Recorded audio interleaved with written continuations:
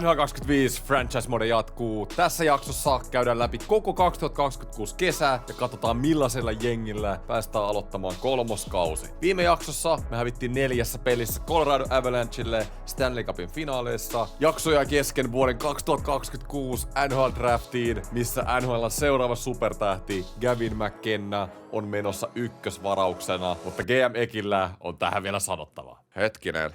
Nyt pitää muuten tutkia. McKenna on generational talent niin sanotusti. Siinä tulee olemaan, sitä jatkaa verrataan McKinnoniin, McDavidiin. Olisiko meillä mahdollisuutta tehdä vähän muuveja? San Jose Sharksilla on ensimmäinen pikki. Mulla on 2,5 minuuttia aikaa neuvotella Sharksin kanssa tästä ykköspikistä. Mitä siihen lähtisi? Mikko Rantanen McKenna. Olisiko mitään? Mä oon valmis. Sopimuksesi lauseke, Mikko. Haluamme sinun luopuvan lausekkeesta, jotta voit vaihtaa sinun. Ei tää Rantanen on ihan... Ei se lähe.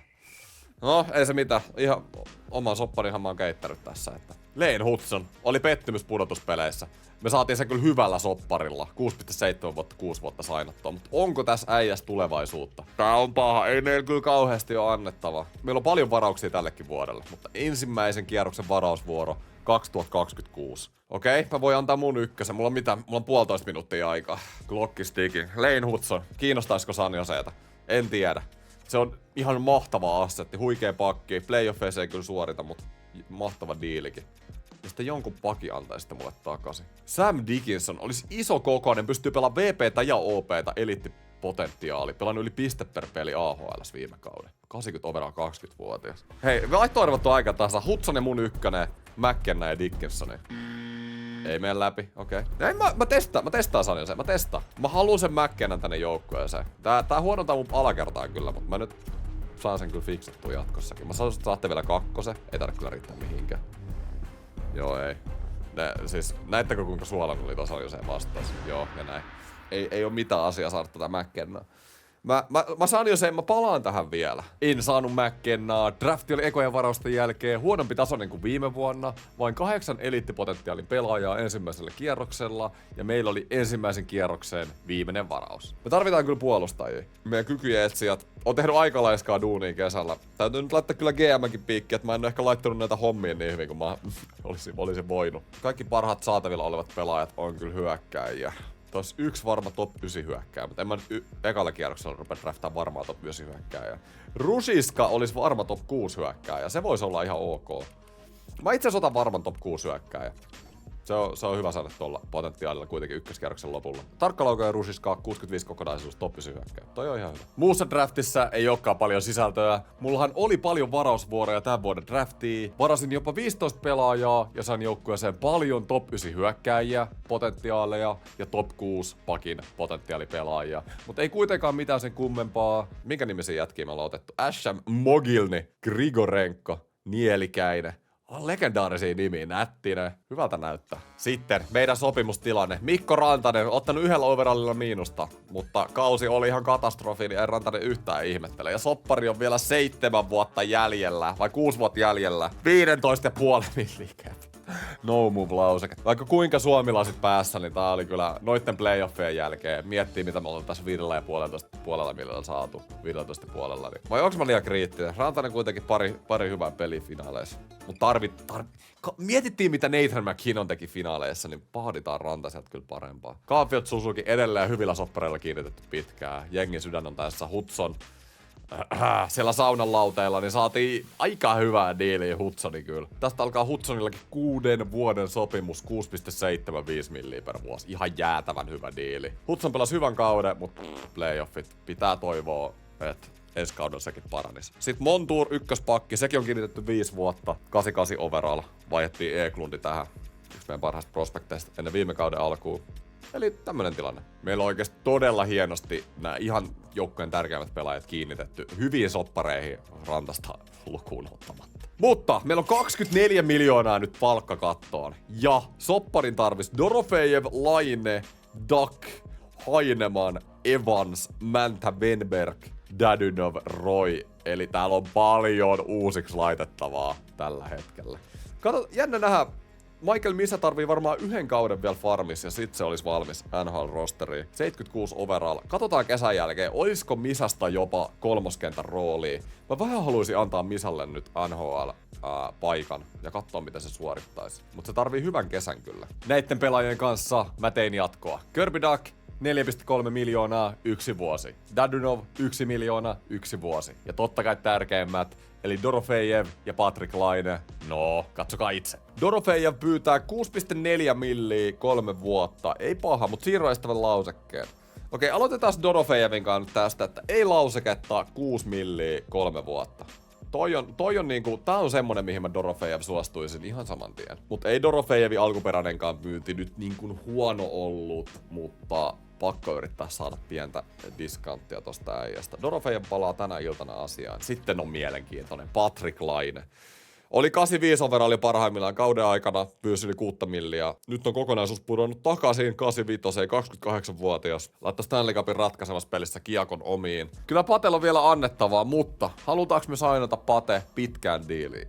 En mä sanois. Katsotaan nyt 5 milliä 5 vuotta. Ei se nyt oo Patelta kyllä ihan älytön pyynti. Kaveri teki kuitenkin 60 pistettä tällä kaudella, 77 sitä edellisellä. Pudotuspelit mua kiinnostaa vielä enemmän. Ja pudotuspeleissä hei kuitenkin 18 pistettä 23 peliin. Et Pate pelasi ihan onnistuneesti siinä kakkoskentässä. Ja välillä käväsi jopa siellä ykkösessä. Pate on Fortnite-kaveri, niin mä katsoin, jos Pate hyväksyisi tommosen 4,7 5 vuotta, ei siirron estävää lauseketta. Tää olisi aika hyvä diili Laineesta. Jos se ei suorita, niin me voidaan treidakin se pois. Mitä enemmän mä teen näitä diilejä, niin sitä enemmän mä oon kyllä siis mietin itse tätä Rantasen sopimusta, että mitä ihmettä mä oon mennyt ajattelemaan ja tekemään sen kanssa, mutta ei mitään. GM pitää elää virheidensä kanssa. Okei, simuloidaan päivä nyt eka ja katsotaan noista diileistä, että ketkä sainaa. Patrik Laine hyväksyy tarjouksesi. Loistavaa. Eli Patrik Laine, 4,7 milliä, 5 vuotta. Mitä mieltä ootte kommenteissa? Mun mielestä Laineesta todella realistinen ja semmonen hinta, joka on mun mielestä win-win. Okei, Dorofejev. Eli se tärkein. Minun on hylättävä tarjouksesi. En aio solmia jatkosopimusta noin pienellä rahasummalla. Niin Dorofejev, saat rahan perään. I see how it is. Dorofejev oli kyllä loistava playoffeissa, se on vaan parantunut. Mulla on 16 miljoonaa palkkakattoa jäljellä. Kyllä mä haluan ehdottomasti sainata Dorofejev. Ja mun mielestä kun tää sen pyynti on ihan ok. Mä en kyllä siirroneista vaan lauseketta anna sulle. Mitä jos mä tarjoan vaan sulle ton sen, mitä sä pyydät, mutta ilman siirroneista vaan lauseketta? 6,4 ja lähdetään tällä jatkamaan nyt. Simuloidaan päivällä eteenpäin, katsotaan mitä se sanoo. Noniin, ja Dorofejeville se riitti. Eli 6,45. Edelleen mitä mieltä? Mun mielestä hyviä kiinnityksiä. Hyviä kiinnityksiä. Mulla on palkkakatos vielä 10 miljoonaa. Joillekin pelaajille piti myös näyttää ovea. Wenberg teki kyllä isoja maaleja, mutta se ei halua jatkaa tässä joukkueessa, joten mä annan Wenbergin kävellä. Mä en halua tänne jengin pelaajia, jotka ei halua olla täällä. Vasemman laidan roolissa meillä ei oikein ketään tällä hetkellä. Annetaan Pinardin kävellä. Näin. Annetaan Farrellin kävellä. Ne oli aika turhia kavereita. Anthony Mantha teki ratkaisumaalin Tampa Bayta vastaan. Koko Montreal kiittää sua Mantha oikeasti siitä ratkaisumaalista. Mutta Montrealissa runkosarjassa 31 peliä, 9 pistettä. Ja pudotuspeleissä 1+1 kolmoskentässä -3. Mitä sä teit siellä kentällä? 2,6% laukaisuprosentti. Yhtä playoff-maalia lukuun ottamatta. Mantha oli ihan 0, joten ei ole mitään käyttöä Anthony Manthalle. Jake Evans valmistaisi tai tekisi valmiiksi meidän sentteri-osaston. Evans pyytää vaan 1 vuotta. Mä laitan sille 2,75 tohon noin. Ei oo paha hinta Evansille. 84 overall kuitenkin.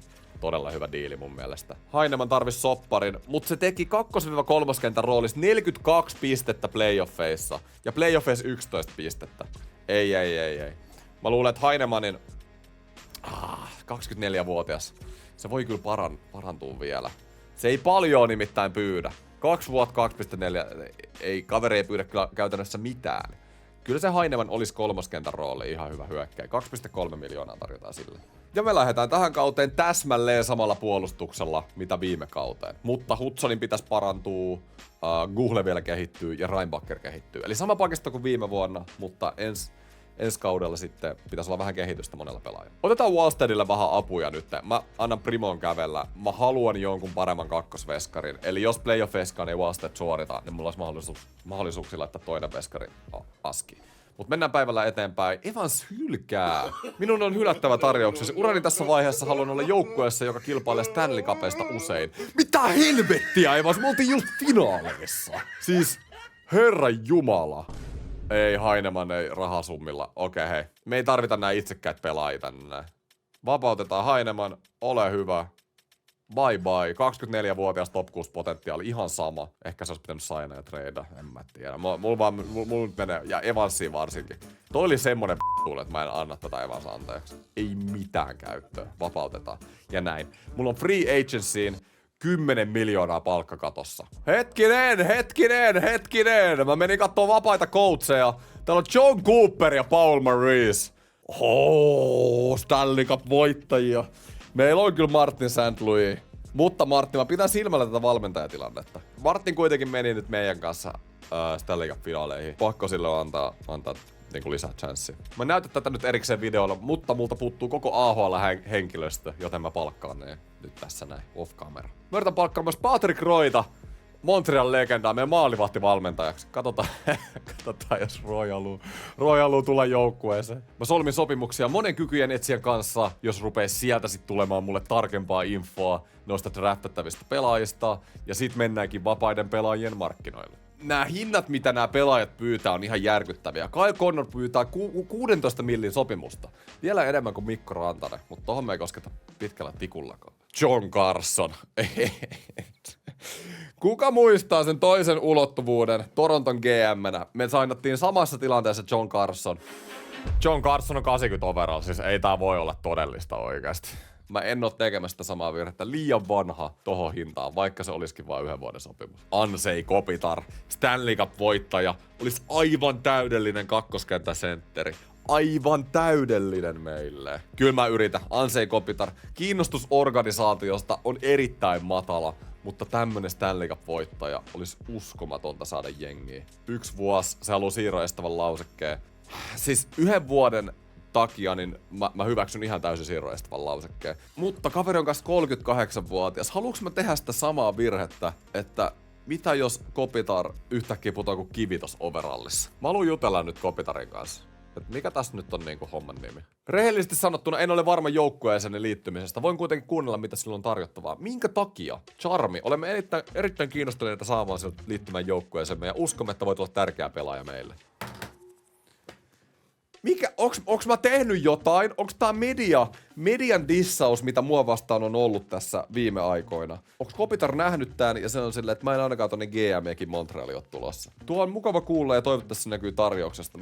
Mistä sä haluaisit aloittaa? Organisaatio. Kerro lisää organisaatiosta siitä, miksi se sopisi sinulle erinomaisesti. Juuri nyt organisaation ei ole ykkösvalintani, mutta olen halukas kuuntelemaan, mitä sinulla on sanottavaa. Mutta minkä takia? Joukkueen tila. Toivekkaana joukkueena olemme nousussa ja etsimme pelaajia, jotka haluavat tehdä todellisen vaikutuksen. Olen kiinnostunut jälleenrakentamisesta, mutta muut mahdollisuudet käyvät. Siis mä haluan voittaa nyt, ei oo mitään jälleenrakentamista. Joukkueemme on lähellä olla mukana pudotuspelitaistelussa ja voit kallistaa vaan eduksemme. Siis ei edes tätä, mutta me voidaan voittaa tää koko Arvostan tarjoamasi näkökulmaa, mutta nykyinen toiveeni sopii mä osaa puhua. Nykyinen toiveeni sopii silti minulle parhaiten. Ei jumalauta.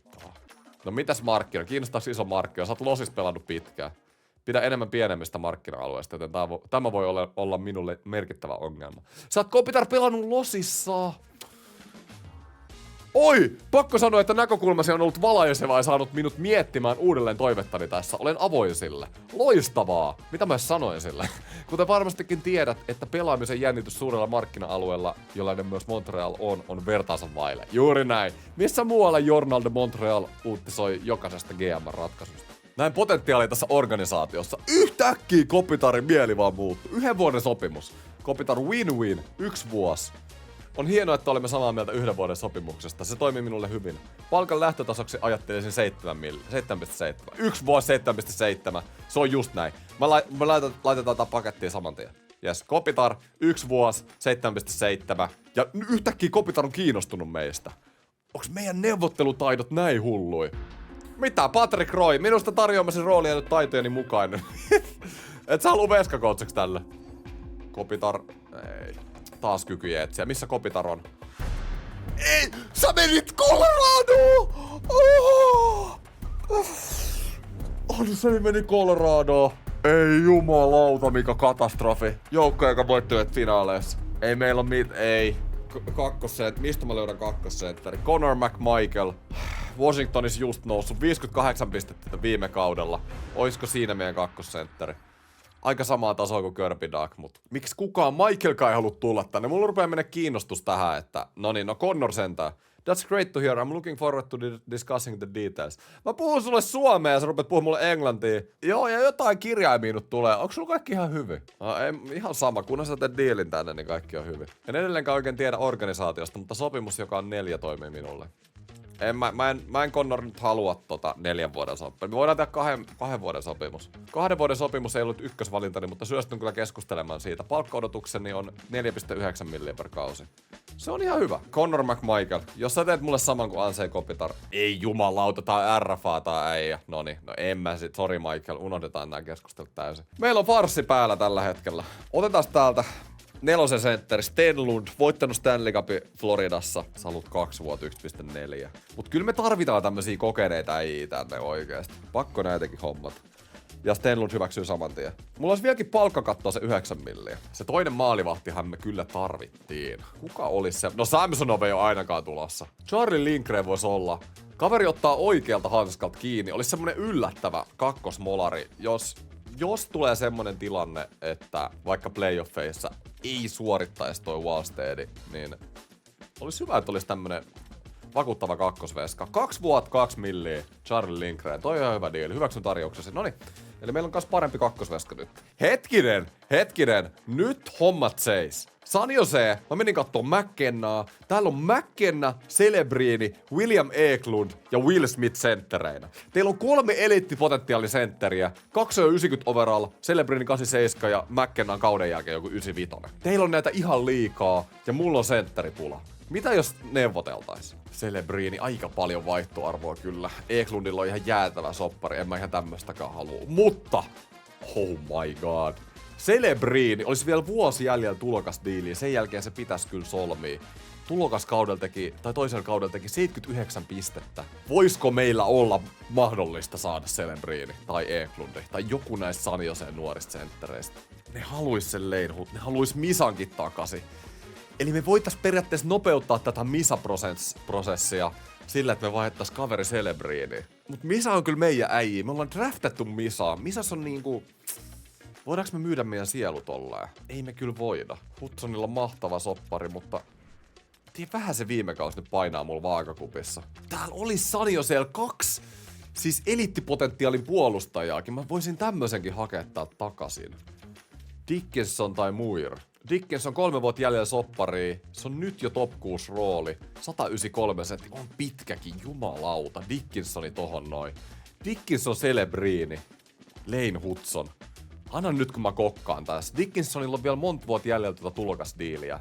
Eli se auttais mua palkkakatossakin. Vaikka toi on kyllä ihan uskomaton toi Hudsonin diili. Mut Hudson näkee, että jos täällä joukkueessa ei suorita, niin sit joutuu reka alle. Tässä oli loppujen lopuksi mun parhaat tarjoukset San Joseelle. Miten käy? Käydään läpi tää tilanne. San Jose, Macklin, Celebrini. Vuoden päästä sopimuskatkolla, 87 overall. Mulla oli Suzuki ja Celebrini tämän vuoden 2 ekaa sentteriä. Sam Dickinson, eliittipotentiaalin pakki. 3 vuotta jäljellä tulokassopparia. Tulisi takaisin 2 eliittitason äijää. Multa lähtis Hudson. Pelas viime kaudella vähän huonosti. On 22-vuotias 88 overall. En tiedä riittääkö. Sitten mä ollaan 1 tältä vuodelta, 2 tältä vuodelta, 4 tältä vuodelta. Ja Braden Jager, joka on 21-vuotias, top 6 potentiaali, 75 overall. Tää jätkä nousis 85 johonkin tämmöiseen paris vuodessa. Mut Celebrini Dickinson just nyt. Et ei itekään mitään mieltä, mut lähdetään kokeilemaan. Mahdatko olla edes vilkaissut vaihdettavien pelaajiemme ylijäämän? Okei. Tää ei kyllä onnistu. Mä ehkä lähti ehkä liikaa laukalle. Mites se Eklundi? Hudson 1 ja 3 tältä vuodelta. Eklundi ja Dickinsoni. Ei, San Jose ei kyllä tykkänyt meistä yhtään. Se on jännä, että San Jose ei halua luopua näistä. Ehkä me kaivetaan se 2. sentteri jostain muualta. Nuoret prospektit on aika vaikea saada. Mä menin seuraavaksi Los Angeles Kingsiin, juttu sillä. Los Angeles Kings on laittanut Donaldin vaihdettavien pelaajien listalle.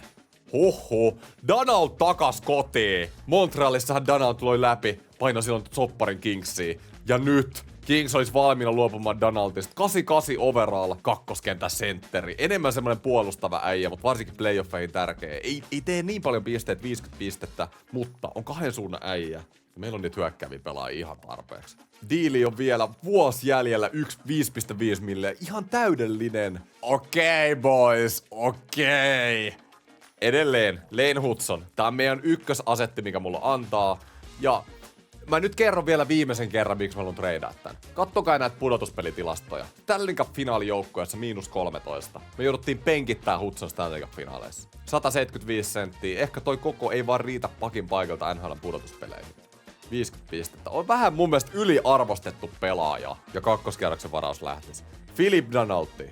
Mä mietin eka Donaldi ja Hutsonin yksi yhteen, mutta Hutsonilla on paljon enemmän trade-arvoa. Joten Brant Clark pakistoon, johon me tarvitaan kyllä parannusta. Ja Clark ja Hutson menisi aika yksi yhteen. Pelannut todella viime kauden, -26. Siellä on vaihtoarvo tällä hetkellä pikkasen matala, 20 pistet vaan. Mutta olisi hyökkäävä pakki. Musta tuntuu, että jos me saadaan se hyvää organisaatioon, niin me saadaan ehkä tämänkin ajan ura rullaamaan. 23-vuotias, 87 overall ja 4 vuotta sopimusta jäljellä, 5 millin cap hitillä. Ei oo paha. Katsotaan mitä Kings sanoo. Vaihto hylätty. Tarjoamasi arvo on liian pieni, mutta Kings on ihan tyytyväinen. Me saadaan äijättää diilille läpi. Oikeilla asseteilla. Laitetaan se Jäger taas tähän. Te saatte tommosen top 6 hyökkää prospektin nyt kaupan päälle vielä tähän näin. Hutson, kakkoskerroksen valaus Jäger, Donaldi ja Clarkia. Musta tuntuu, että mä annan vähän liikaa tällä hetkellä. Ehkä mä vähän nyt aliarvostan tätä Lane Hutsonia tässä näin tällä hetkellä. Mutta mä saan sen Clarkin takas Donald. Tää olisi tämmönen win now siirto mulle. Mä käytännössä tän hetken rosterista vaihan Hutsonin, Donaldia ja Clarkia, joka olisi ehdottomasti voitto. Ehdota kauppaa. Tää kauppa ei saa teitä ollenkaan innostuneeksi. No niin, lisämuutoksia tradeen. Mä lisäsin tänne Trevor Moorin, kakkos-kolmoskentä äijä, 31-vuotias, on kokemusta, teki 56 pistettä viime kaudella ihan hirveässä joukkueessa. Kings haluu luopua Moorista. Ja se, että mä lisäsin Moorin, niin mä laitoin iteltä nyt ykköskierroksen varauksen tähän. Eli ykköskerroksen varauksella on enemmän arvoa kuin Moorilla. Muuten sama diili kuin äsken. Mitä sanoo Los Angeles? Ja Los Angeles hyväksyy. Nyt oli mammuttimainen kauppa. Vaihto hyväksytty. Olen iloinen voidessasi Los Angeles Kings organisaation edustajana hyväksyä ehdotuksesi. Tämä kauppa on nyt kirjoissa ja kansissa. Mitä mieltä jätkät tosta järkyttävän isosta diilistä? Tässä on joukkue, jolla me lähdetään NHL-kauteen. Miltä näyttää? Mun mielestä paljon paremmalta kuin viime kaudella. 2 ekaa kenttää on täydellisissä roolituksissa. Mä menen tällä samalla ykkösellä, millä mä pelasin viime kaudella suurimman osan kaudesta. Ja toivotaan, että Rantanen nyt oikeasti löytää se oman pelin. Kakkoskenttä Laine, Donald, Dorofejev. Ihan selkeä kakkonenkin ja täydellisesti roolitettu nyt Donaldin kanssa tässä keskellä. Donaldi vähän jännittää uudessa jengissä, on pudonnut pari overallia, mut 33-vuotias, se voi kyllä saada sen takas vielä, jos se pelaa hyvin. Trevor Moore Duck kolmosessa kuulostaa tosi hyvältä ja mä nostin meidän prospekti viime vuoden ensimmäisen kierroksen varauksen Michael Misan nyt kolmoskenttää. Mä haluan antaa nuorelle äijälle mahdollisuuden tossa kolmosessa. Näyttää mihin siitä on. Mä haluan laittaa sitä neloseen Dadunovis Stenlundi Roin kanssa, tää on ihan täys. Tämmönen kokenut jarrukenttä. Puolustus nyt ilman Lane Hutsonia. Mä laitan Clarkin kakkoseen. Mulla on paljon täällä raitin kuteja. Montour, Clark, Reinbacker ja Whitecloud. Meillä on 4 raitin pakkia, joka on aika harvinaista. Mä haluan, että Reinbacker, 21-vuotias eliittipotentiaali, saa nyt paremman roolin kuin se on saanut viime kausina. Mä laitoin tämän Vegas-pakkiparin, joka tuli siinä Slavkovski-treidin mukana viime kaudella. McNabb, Whitecloud samaan pariin. Nää pitää muuten vaihtaa puolia. Just näin. Itse asiassa nyt kun mä mietin, niin mä haluan peluttaa Reinbackeria. Annetaan sille ihan kunnolla rooliin. Se pelasi viime kaudella kuitenkin hyvän +5 koko playoffit läpi. Mä haluan antaa sille chanssin Montourin kanssa. Ja ehkä se voisi nousta vielä enemmänkin overalliin. Wallstedkin nousi 89. Ja tällä kokoonpanolla lähdetään haastaa kolmoskaudella. Kapteenitilanne. Suzuki jatkaa kapteenina. Mä laitoin Caufieldille ja McNabbille Aat. Mä otin Mikko Rantaselta A pois rinnasta. Silloin oli viime kaudella, ekalla kaudella A-rinnassa. Se ei ansainnut sitä. Nyt me istutetaan Mikko Rantanen alas ja sen pitää nyt rakentaa sen identiteetti uudestaan täällä joukkueessa. Moro Martin, mitä äijä? Kyllä hei sä tiedät nyt, viime vuonna me päästiin sinne finaaleihin. Tämä joukkue näyttää tarpeeksi hyvältä kilpailemaan kupista. Juuri näin Martin. Tällä mennään. Me voitetaan Stanley Cup. Se on tavoite. Hyvä, että me ollaan samalla aaltopituudella, ei tarvi yhtään sunkaan jutella. Tässä on tavoitteet, mitä mä annoin mun pelaajille ennen kauden alkua. Mikko Rantanen, 60 maalia. Misa, pysyminen NHL-rosterissa. Wallstead, Vesna Trophy, Reinbacker, plus miinus, yli 20. Kauden ensimmäinen ottelu arkkivihollista Boston Bruinsia vastaan. Nyt nähdään, miten tää uusi kokoonpano suorittaa kauden ensimmäisessä pelissä. Tää eka impressio, aina kaikki kaikessa siitä, miten tää kausi lähtee. Reinbacker heti ykkösparissa. Kiittää siitä vastuusta, mitä mä annan sille. Ja heti maali. Toinen erä. 5-1 Bostonille kaikki maalieest. Okei, äijät. Nyt vähän fokusta ja puolustuspelaamiseen viimeinen erä vielä. 7-2 turpaa kauden avausmatsista. Tää ei nyt ihan lähtenyt silleen, mitä mä ajattelin, että tää välttämättä lähtisi. Mutta hei, ei se mitään. Tästä jatketaan ensi jaksossa. Kertokaa kommenteissa, mitä mieltä olitte off-seasonista.